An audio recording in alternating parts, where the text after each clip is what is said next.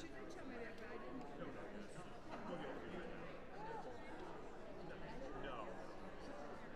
Just software. 6-7 days, so yeah, I'll write that first. Yeah. That's time. So we'll see. Anyways, good to see you.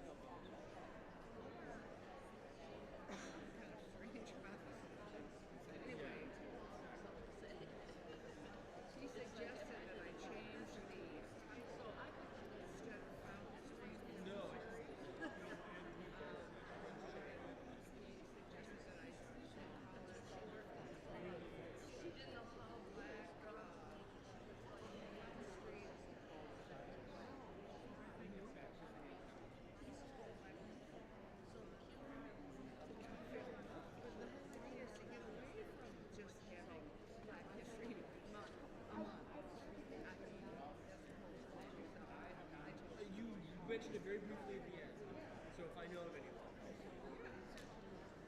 Okay. So, there might be You are. You know, we've been saying for years at the offer that we want to try to stop and see the offer because one of our biggest expenses is Yes. Exactly. Anyway, I'll mention that. Don't get your hopes up. Love that I eat it. Yeah. Oh yes, I put it in the oven.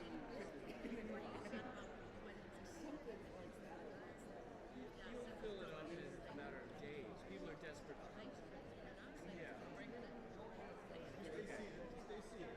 Oh, anyway. All right. Before and after.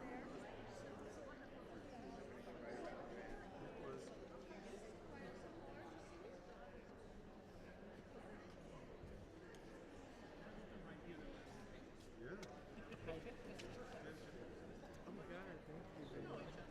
Well, through the years, yeah. Exactly.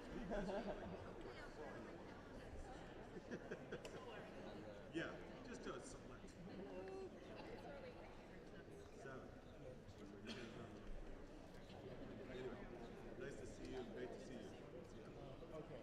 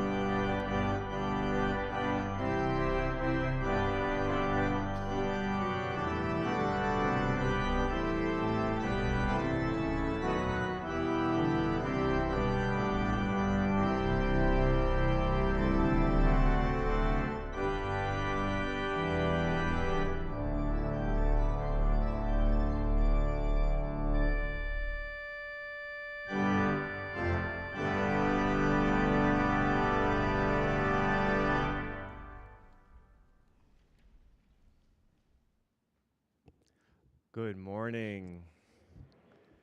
Welcome back. Happy New Year. Merry Christmas. Merry all the things, my friends. It has been a while. It is good to be with you. My name is Reverend Christopher Rowe. I use he, him pronouns, and in this season, I serve as the acting senior minister here at Fountain Street Church, a church where love and justice and faith and hope and joy and peace are the shared works of our liberated and liberating faith. And it is good. I mean it when I say it is good to be with all of you here in this Cathedral of Love and joining us from wherever you're joining us, whenever you join us. Truly, I have been looking forward to seeing you all again, following a bit of a recess from normality from one another. It is good to be together. We have our choir back. I'm so glad to have the choir back with Austin McWilliams directing and Margie Peterson accompanying. We also have Jean Bahle here joining us to read. She was supposed to read at our 9:30 candlelight service, and here we are. And then, of course, Joe DeWinkle on the organ. It's wonderful to have him with us. It is good to be together, my friends. This is not the 12th Sunday after Christmas, or Sunday rather, the 12th day. It's rather like the 14th or 15th, but this is the Feast of the Epiphany moved. So that's what happens in most traditions. It's rare it actually falls on a Sunday. Sometimes it does. And so what we have then is this last Sunday of the Christmas season. And so for some of us, myself included, my Christmas things are pretty much packed and put away.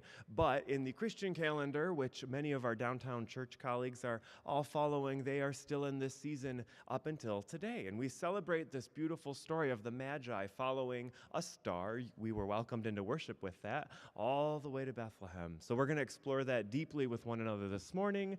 The final piece of the Advent banner is up. You see three Magi helping one another on this journey. I think that's my favorite piece. So it is good to be with you on this Epiphany Sunday. As we draw together in this time of worship, Jean Bahle is going to invite us into this hour with one another.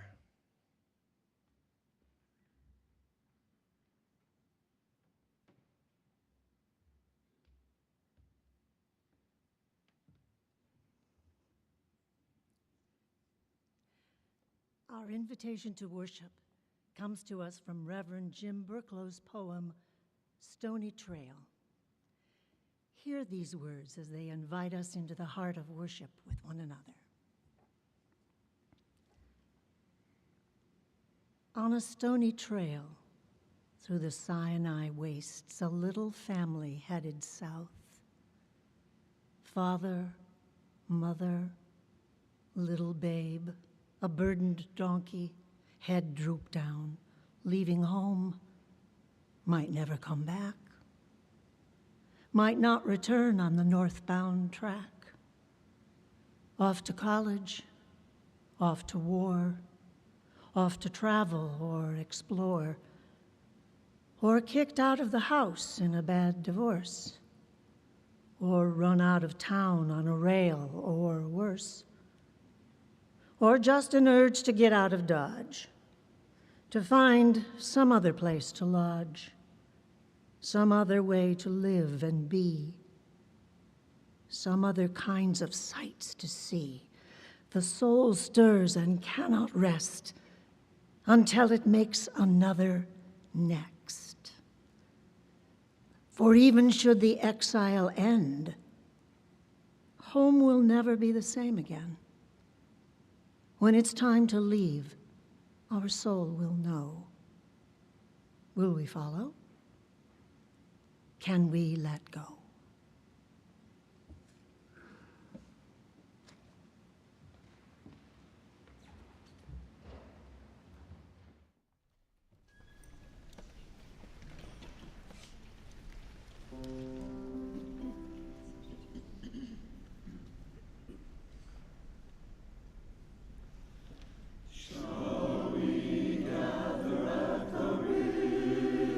River where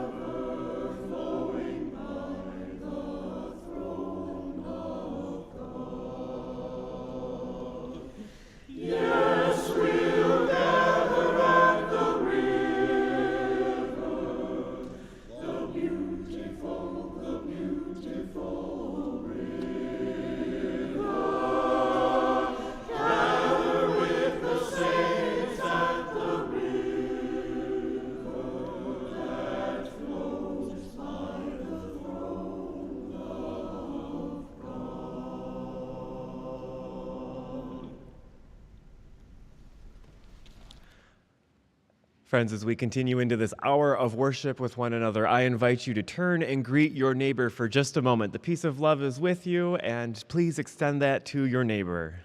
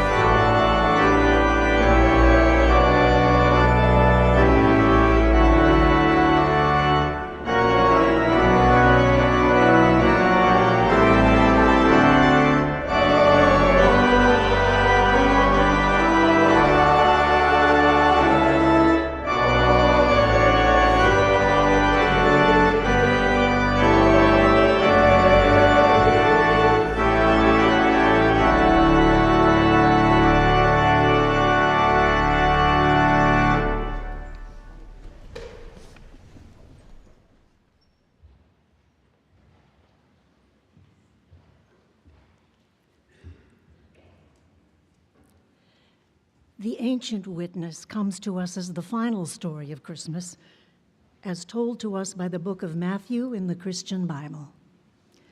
Hear what the ancient spirit is saying to our contemporary souls.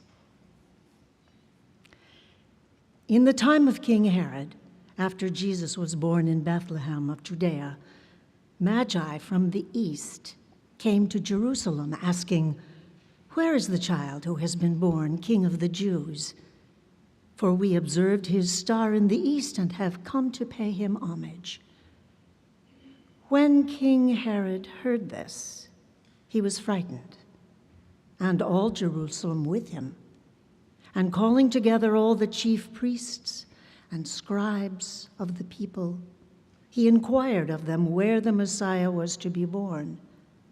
They told him, "In Bethlehem of Judea, for so it has been written by the prophet. And you, Bethlehem in the land of Judah, are by no means least among the rulers of Judah, for from you shall come a ruler who is to shepherd my people Israel." Then Herod secretly called for the Magi and learned from them the exact time when the star had appeared. Then he sent them to Bethlehem, saying, "Go and search diligently for the child, and when you have found him, bring me word so that I may also go and pay him homage." When they had heard the king, they set out, and there ahead of them went the star that they had seen in the east, until it stopped over the place where the child was. When they saw that the star had stopped, they were overwhelmed with joy. On entering the house, they saw the child with Mary, his mother, and they knelt down and paid him homage. Then, opening their treasure chests, they offered him gifts of gold, frankincense, and myrrh. And having been warned in a dream not to return to Herod, they left for their own country by another road.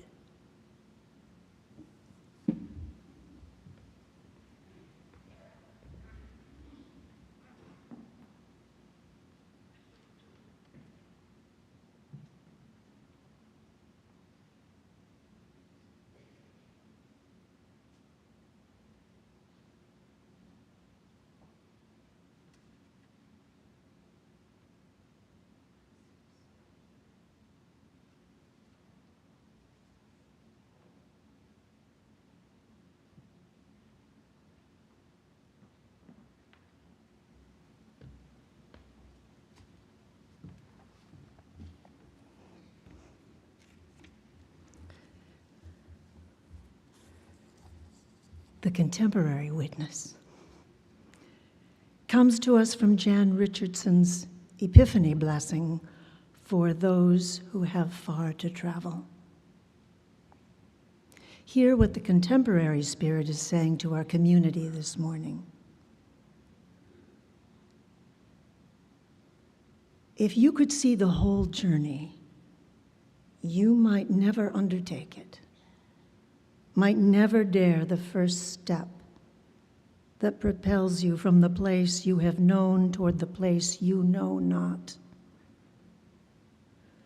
Call it one of the mercies of the road, that we see it only by stages as it opens before us, as it keeps coming into our keeping step by single step. There is nothing for it but to go. And by our going, take the vows the pilgrim takes, to be faithful to the next step, to rely on more than the map, to heed the signposts of intuition and dream, to follow the star that only you will recognize, to keep an open eye for the wonders that attend the path, to press on beyond distractions, beyond fatigue, beyond what would tempt you from the way. There are vows that only you will know, the secret promises for your particular path, and the new ones you will need to make when the road is revealed by turns you could not have foreseen. Keep them, break them, make them again. Each promise becomes part of the path. Each choice creates the road that will take you to the place where at last you will kneel to offer the gift most needed, the gift that only you can give, before turning to go home by another way.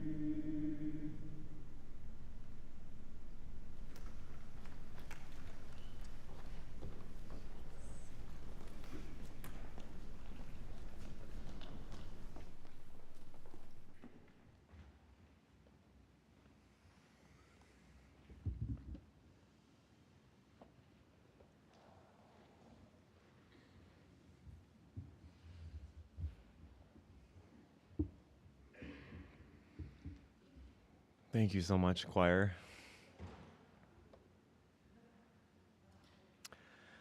So, here we are on this final Sunday of the Christmas season. As I said earlier, personally, my Christmas trees are already packed away neatly. Christmas carols are starting to get just a little tiring for me, if not losing their luster a bit. And by most accounts, biblical scholars agree that the Holy Family was likely already on the road out and away from the setting of the Nativity drama. But then we have this story. We have this story of the Magi brought to us from the book of Matthew, and only in the book of Matthew, in which we hear the final pieces of the Christmas story. You just heard them. And the figures and the figurines of the nativity scene can finally come together before we can finally pack those up and put them away too. And we all know this story. Some of us know it really well, but often the cultural focus on it is more about the three men in dazzling crowns from the east, luxuriously and lusciously dripping in royal and opulent fabrics, bringing with them gold, frankincense, and myrrh. And then, of course, there's this scene, a humble manger, glowing from a source unknown as gentle animals look on with reverence as the gifts are presented in humble adoration. It's a beautiful image for a Christmas card or even an Italian Renaissance triptych, but it's not the focus of the story that I want to share with you today, or even the part of the narrative where I want to meet us all this morning. Because believe it or not, schmaltz and kitsch aside, I believe that one of the most defining episodes in the Christmas narrative is right within the story of the Epiphany that we heard this morning from Jean. Earlier, we heard that at the time of King Herod, after Jesus had already been born, the Magi were summoned by the king himself. From the ancient stories, it is told, and we know that a conversation of some form ensued. We know that Herod was afraid. We know that the Magi were instructed to bring Jesus and Mary back to him or bring him to them. We know that ultimately the Magi did make their way to Bethlehem. We know that they brought with them their gifts of frankincense, gold, and myrrh, and they were presented. And we know that per a premonitious dream foreshadowing something to them, they returned to their home country by another road. They returned to their home country, but by another road. So there's actually two pieces to this story, or to this literary saga, that I'd like to hone in on this morning that occur at the very beginning and at the very end of the Epiphany episode, essentially creating this bookend of interest for us. The first happens right off the bat when we hear that the Magi have come to Jerusalem and they're in search of the newborn king, at which point the authors specifically note this, that when King Herod has heard this, he was frightened, and all of Jerusalem was with him. When King Herod had heard this, he was frightened. Now, isn't it interesting? Isn't it interesting that what was written wasn't that he was angry, or that when he heard this, he was enraged or concerned or unhappy or upset? Isn't it interesting that specifically they wrote that when he heard this, he was frightened? And moreover, isn't it interesting that until this point in the story, many, if not all, of the central figures in the Christmas stories, all of them, Zechariah, Elizabeth, Mary, Joseph, the shepherds, all of them, in some form or another, also experienced fear, and understandably so. But that each time they did, an angel of the Lord reminded them, "Be not afraid. Do not be afraid." We talked about that, remember? Isn't it interesting that, like all of the other figures and figurines in the Nativity, King Herod too was frightened, and yet God is seemingly uninterested in persuading him to not be afraid or to fear not. In the work of liberation theology, which was practiced and studied and lived out by the likes of Reverend Dr. Martin Luther King or Reverend Dr. James Cone, we're reminded to be mindful of where God shows up or does not show up in the ancient stories. And isn't it interesting that the calming, healing, restorative, faithful, and hope-filled presence of God is seemingly nowhere to be found in the face of King Herod's fear? Let's hold on to that for a moment as we go on. So as I mentioned earlier, there's two profoundly important pieces to the Nativity story and the Epiphany episode worthy of exploration. And if the observance of King Herod's fear is one bookend of the story, then I'd suggest that the other end of it is right at the end. Remember, the Magi have made their way to Bethlehem at this point, where they are said to have found Jesus and Mary, and they pay their homage by presenting gold, frankincense, and myrrh. And after they present those gifts, they return not to King Herod as instructed, but to their own country and by another road. Specifically, they left for their own country, but by another road. So for the observant ones among us this morning, you may have noticed that the title of this morning's message is Back by Another Way. Back by another way. And that's because I believe that the higher consciousness and the self-actualization that the Magi must have possessed to go by another way and to not return the way they came punctuates the heart of the Christmas message that we retell every year. This message of faith, hope, love, and joy, invitation, affirmation, incarnation, and restoration. Now, this is a myth. We know that. But as Fred Stella reminded us just a few weeks ago at the beginning of the Advent season, the power of myth is that they live within us, and we too live within them. And so it's worth teasing out just a little bit further, because whether or not there were truly magi, or a blazing star in the east, or a meeting with King Herod, or even a premonitious dream, the central argument still holds that the spirit of incarnation, enlightenment, transformation, and ultimate consciousness is one where you cannot go back to who you once were once you've experienced it. And you cannot go back the same way you came. And we see that in this story. In fact, we see it in a lot of the stories throughout the Christmas narrative. Zechariah, Elizabeth, Joseph, Mary, the shepherds keeping their watch over the flocks by night, and now the Magi watching the night skies, finding a star. You can't go back to who you were when you've been transformed. And we can imagine that each one of these characters were undoubtedly afraid and uncertain. But they were also presented with the opportunity of being part of creating and cultivating the kind of world that their God had called them towards in these events. Trepidatiously offering of themselves a holy yes to being part of love's vision for a more peaceful and just world. And each of them unable to return to exactly who they would have been, or by the very road they have traveled to become that person. In fact, I'm reminded this morning of the Heraclitus fragment that says, "The river where you once set your foot is now gone. Those waters giving way to this, now that." I'll read that again. "The river where you set your foot just now is gone.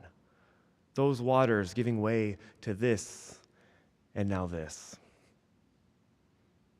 No person steps in the same river twice.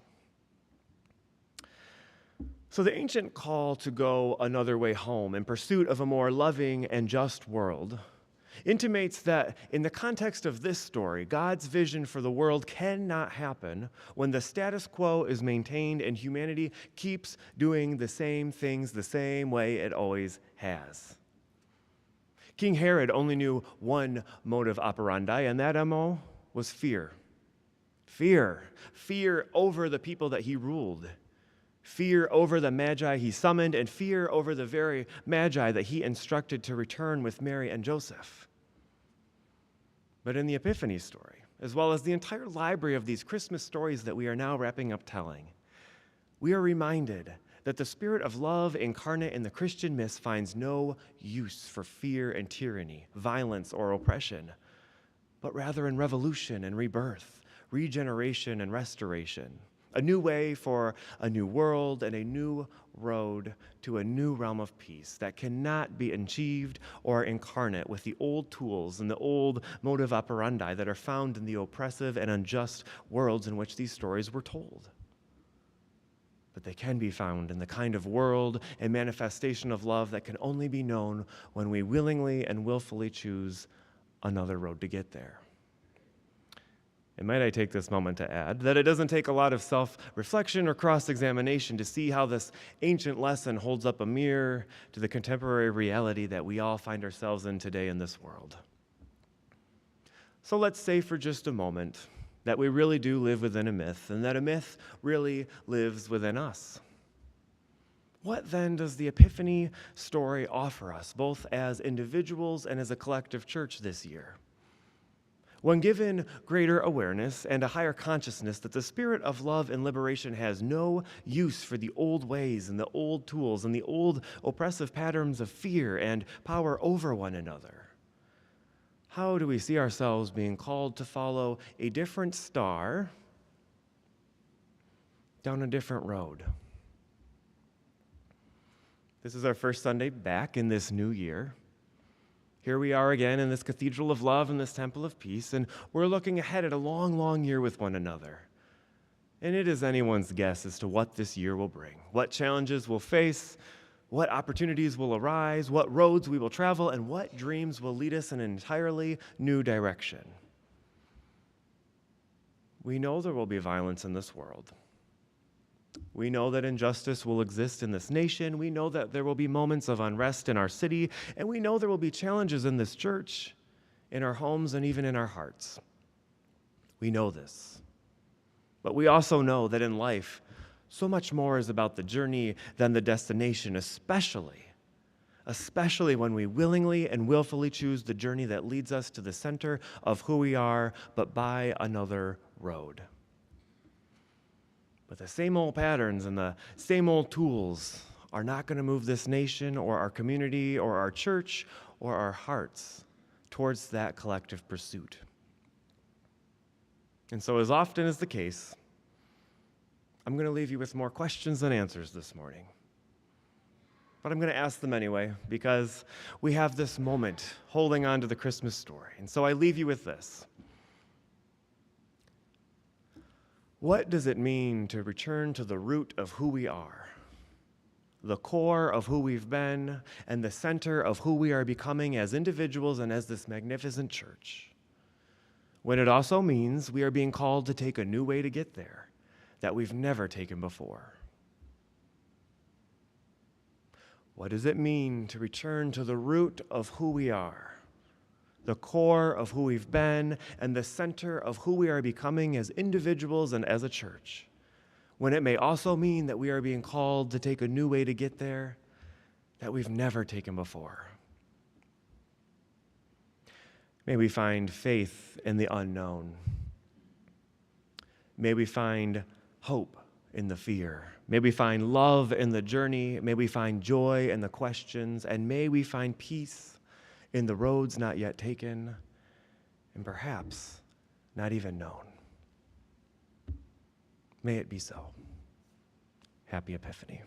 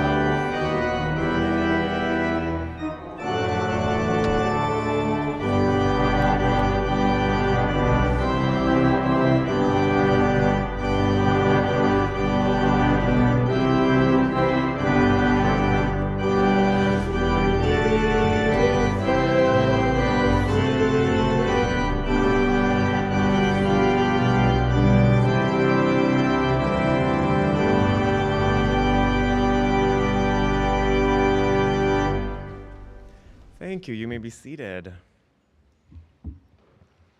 It occurred to me as we sang to check in on our mission and vision statement for a moment as we look ahead at the year. And I want to read it to you for just a moment. Our mission statement says, we support the creative tension between intellect and spirit, science and faith, individual and community, tradition and challenge, challenging us to honor our legacy by embracing our future. And our vision statement says, we strive to be a vibrant church community that challenges individuals to craft their own spiritual journeys and engage in creative and responsive action in the world.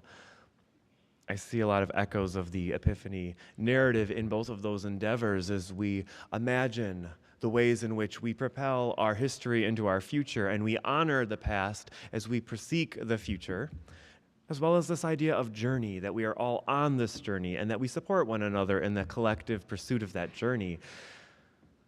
I think Fountain Street lives out the Epiphany miracle and truth every day. And so much of that is done through the weekly support that you offer us. The offering is something that not only stays in-house to support that endeavor, but also 50% of it goes beyond these walls into organizations that we know can honor our past by pursuing their own collective futures as well. This year was a little bit different so far as our amount that we were able to collect for our social action grants because we didn't have our Christmas Eve offering. And so as we go through the month of January, if you're able to maybe make some of that generosity known in the plate over the coming month, we would appreciate it. That dramatically helps us with our social action grants that we extend into the community, into organizations beyond just Fountain Street Church. So in the spirit of journey, in the spirit of honoring our past and imagining a future down a road many of us can't yet conceive, the offering will now be most graciously received.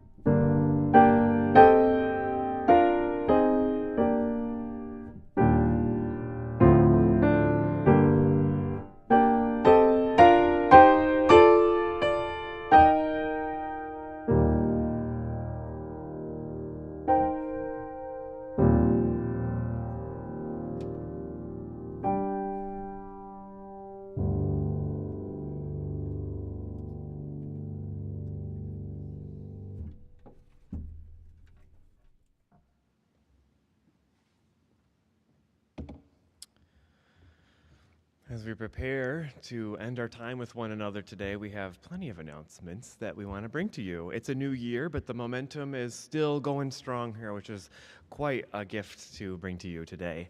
The first of which is quite simple, and anyone and everyone can help out. And that is that we are going to be taking down the beautiful Christmas greens. It's kind of sad, but some of us might be ready, so maybe you will really want to get out there and help. So the unhanging of the greens will be taking place. Some people are already kind of starting to take ornaments down, pack up some things, but the boxes are out and things are ready, so hey, give it a couple minutes of your time and help out a bit. That would be most graciously welcome. Additionally, right after the service is a new season of the Art and Architecture Tours. Today we're going to be looking or focusing on the wonderful rose window, and actually that's going to start over in the chapel. So we have some wonderful audiovisual things that'll bring the chapel closer to your eyes, or chapel. Oh my gosh. I'm going on vacation this week, finally. Okay, so in the chapel, thank you. In the chapel will be a wonderful presentation brought by our own art committee members, and they will be looking up close at that magnificent window. You can't get close to it, and you can't even get a full picture from down below, and so this will be a way that you can really learn and study and explore what it is that's in that gem up there. And so please come to the chapel if you're interested in learning the story behind it, the features within it. It should be very special, so thank you to those who are making that happen. So that's in the chapel right afterwards. Unhanging of the greens, of course, and then also starting this week is a 10-week series for the Social Justice Film Series, 10 weeks with 10 films. The very first one starts on Tuesday at 1 p.m. in the chapel, and we're going to be seeing Brian Stevens' Just Mercy. It's a wonderful film. Maybe you've read the book. And this is also going to be in conjunction with a special exhibition in the Keeler Lounge starting on the 15th that will be with the Grand Rapids African American Museum and Archives.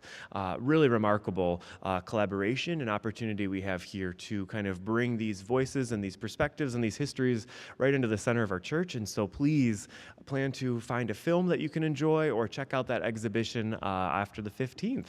That's all really wonderful things. And then as well, we have the spring oratorio that's coming up, and the choir is assembling around this magnificent piece, Considering Matthew Shepard. You may have read about it in the Friday Flash. I'd encourage you to go back and read about that or get a Friday Flash on the table. But those rehearsals begin this coming Saturday. I'm looking for a nod. Perfect. And we are opening that up, but we're also looking for sponsorships. You're going to hear more about this and in more depth from Gary Eberly in a couple of weeks when we learn about not only the history of this concert and the magnificent work that Austin's working on the choir with, but also kind of the way in which it weaves into worship and our life as a worshiping community. So there we go. As I mentioned, I'm taking a week off, and I just realized it's the first time in 5 years where I've taken a week off during the church program year, so please behave while I'm gone. I don't want to come back to a mess. Just kidding. Be your best Fountain Street self. I do want to share a joy with you that I wasn't planning to share, but I'm just so excited because it says a lot about our church too. And that is that the Michigan legislature comes into session on Wednesday, and that's very exciting for many of us. And it's a new season, a new era for the legislature. And so that'll be happening. The oaths will be happening in Lansing on Wednesday. And specifically, I was asked to give the invocation for that event at the Capitol. And that's wonderful. Thank you. I wanted to be on vacation, but it was worth it. So we changed some things. But here's why I'm telling you, because I kind of took it in, and then the person who called from Senator Brink's office said, "Are you excited?" And I said, "I am. I'm very happy, thank you." And she said, I would hope you're happy because you were specifically chosen, and so was your church. We really want Fountain Street to represent this event. And so I want you to know that we matter, and not matter in a self-congratulatory kind of way or in an ego kind of way, but we matter. Our presence is necessary. And so I wanted to share that with you before the blessing, because I think that it really speaks into the Epiphany story of this journey we're all on, and that we are constantly becoming together, we are constantly returning to home and who we've always been, but different roads take us there. And so I invite you to hear this final quote from George Bernard Shaw this morning. And when it's done, the choir will sing their song blessing, This Little Light of Mine, which will be sung through once, and then on the second time through, I hope you will join in. That's the intent, because we have a lot of light to shine. We have a lot of places to illuminate in this world. We have a lot of ourselves to bring, both as individuals and as a collective church. And so let this reading and then let the blessing of This Little Light of Mine send you into this week, aware of who you're becoming, in pursuit of the fullness of living, and grateful for all of the roads before you that a star might just be calling to you next. Hear this reading from George Bernard Shaw. This is the true joy in life, being used for a purpose recognized by yourself as a mighty one. Being a force of nature instead of a feverish, selfish little clod of ailments and grievances, complaining that the world will not devote itself to making you happy. I am of the opinion that life belongs to the whole community as long as I shall live. It is my privilege to do for it whatever I can. I want to be thoroughly used when I die, for the harder I work, the more I live. I rejoice in life for its own sake. Life is no brief candle for me. It is a sort of splendid torch which I have gotten a hold of for a moment, and I want to make it burn as brightly as possible before handing it on to future generations. May you go in peace, and may your light shine.